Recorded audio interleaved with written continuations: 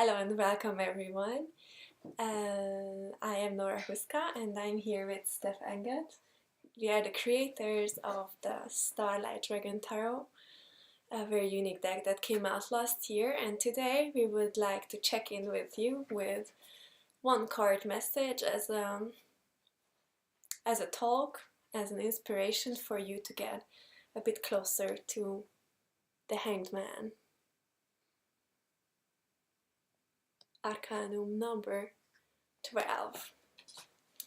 So, Steph, I would like to ask you, what was your first idea about this card during the creation?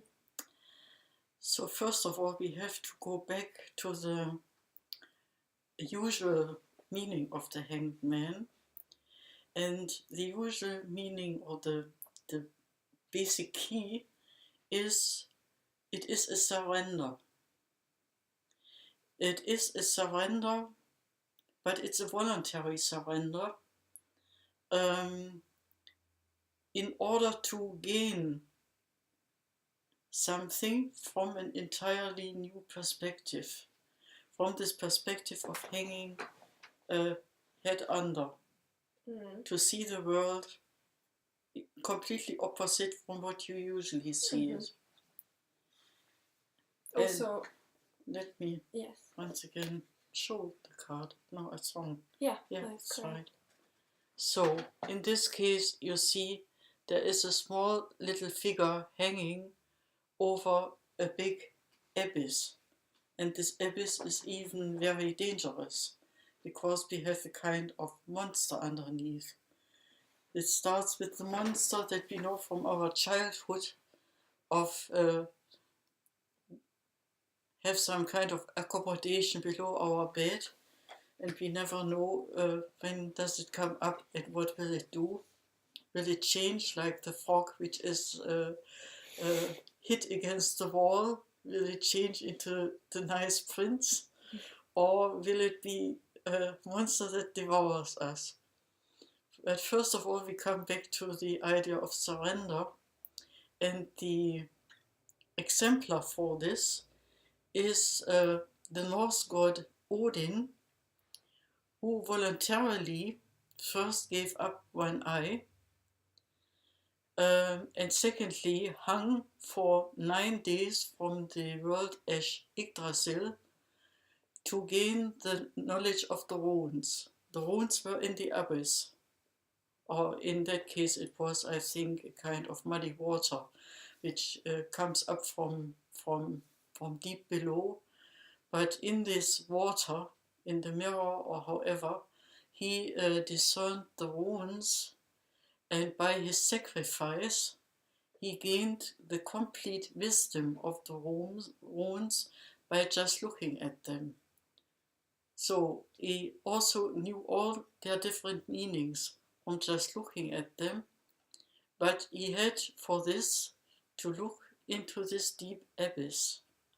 Now my somewhat flippant idea with the monster under the bed in our childhood. The monster under our bed is already something that later on comes to us always and again. Because it is usually, we are so afraid of this monster because we've done something in the day.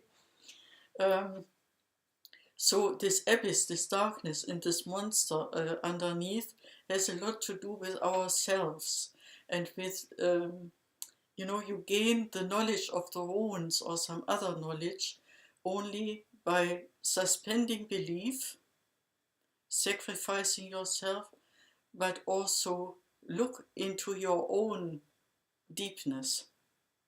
Yes. So this is what I see in the Hanged Man as such. Not only in our card. Okay, in our card is of course this monster, and we will come back to that.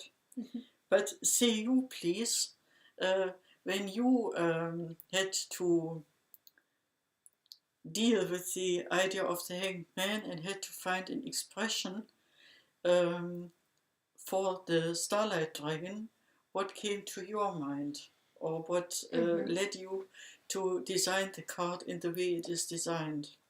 Well, the Hangman is a very interesting card because, like in the usual decks, this is the one that you kind of turn upside down because you think it's in the wrong way around.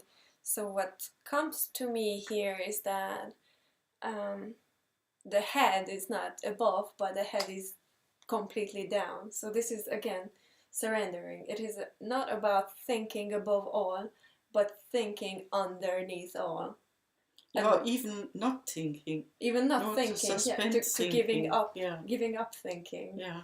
Yeah, and definitely this a meditative state of mind, accessing to knowledge or to experience in a different way by yeah. So in this card, for example, I drew the eye in between his legs. So the head is on the bottom and the eye is between his legs. And that is also a symbol of putting your perspective somewhere completely different. And of course, the two dragons who are putting this character up to the challenge, because the Hangman is a challenge. There is tension in there. There is huge relaxation and meditation, but I feel that it also comes with a huge challenge to surrender. And before surrendering, there is a huge, of course. Yeah. Yes, it's a very risky step to take because you hang alone. Yes. Okay, you ameliorated this a little bit or cushioned this shock because the dragons are indeed hanging this person who is everybody, but they are also kind of protecting because their general posture is very protective. Yes.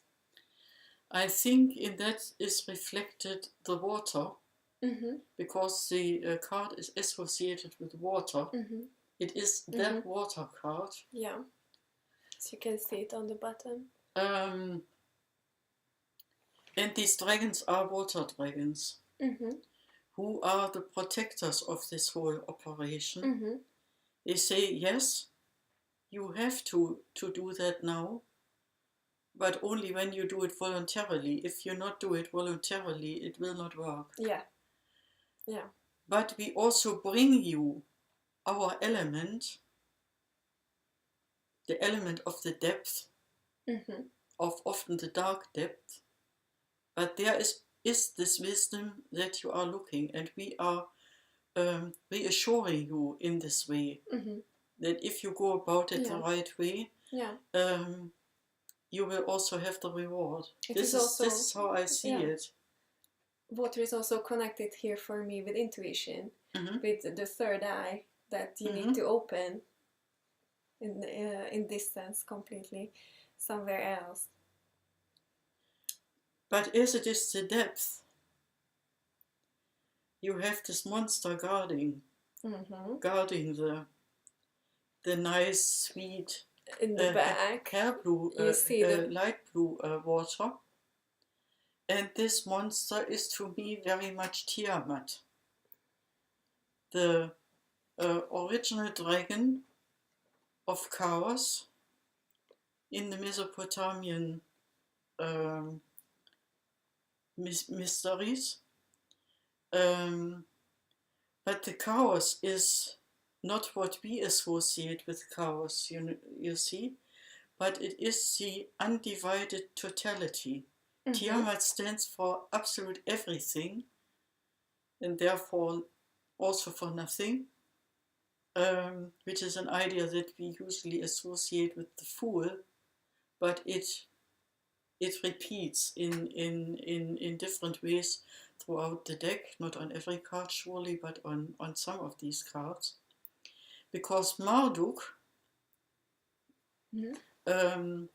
who ultimately killed Tiamat, but then the dragon never dies, he fashioned the ordered world out of this chaos, because in Tiamat the totality was undivided, unordered, and this did not give room for any kind of civilization. To impose civilization, this had to differentiate it, to be differentiated. So out of her skull he made the sky, out of her bones he made the earth, and so on. And this is something you have to look for in all these dragon slaying legends. What is really going on? We usually stop the tale by the dragon was killed and the hero is the big hero. And there's something patriarchal in that. But you cannot reduce it on this kind of thing, only this stopping. But in reality, they are all tales about transformation. Transformation also of the Dragon Slayer himself, but we won't go into that now. We will keep this for another card, another time. So let me ask you another thing, Nora, please.